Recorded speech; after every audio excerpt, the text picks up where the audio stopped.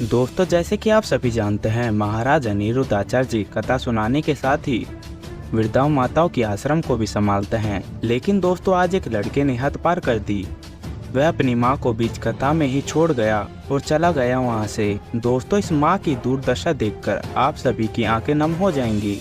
जी हाँ दोस्तों, क्या हुआ उसके बाद जानेंगे आज का हमारे इस वीडियो में, इसलिए दोस्तों आप इस वीडियो को आखिर तक जरूर देखें। दोस्तों, महान कथावाचक महाराज अनिरुद्धाचार्य जी के पंडाल के कथा के बीच एक व्यक्ति अपनी बूढ़ी मां को लेकर आया गौरी गोपाल आश्रम में, वह भी वृद्धा आश्रम में छोड़ने के लिए। और दोस्तों, जैसे ही व्यक्ति ने महाराज अनिरुद्धाचार्य जी से कहा अपनी मां को इस आश्रम में छोड़ने आया हूं, तो दोस्तों महाराज जी लाखों की भीड़ और कथा को छोड़कर उस व्यक्ति से ऐसी बातें करने लगे जिसे सुनकर आप लोग भी हैरान रह जाएंगे।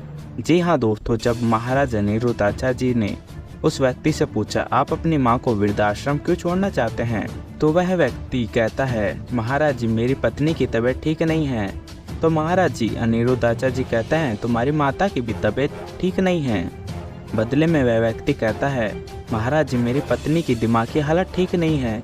यह सुनकर व्यक्ति के मुंह से महाराज जी कहते हैं फिर तो अपनी पत्नी को वृद्धाश्रम लाना चाहिए, उनकी दिमागी हालत को हम ठीक कर देते। यह सुनकर पंडाल में बैठे लोग भी फूट फूट कर हंसने लगे।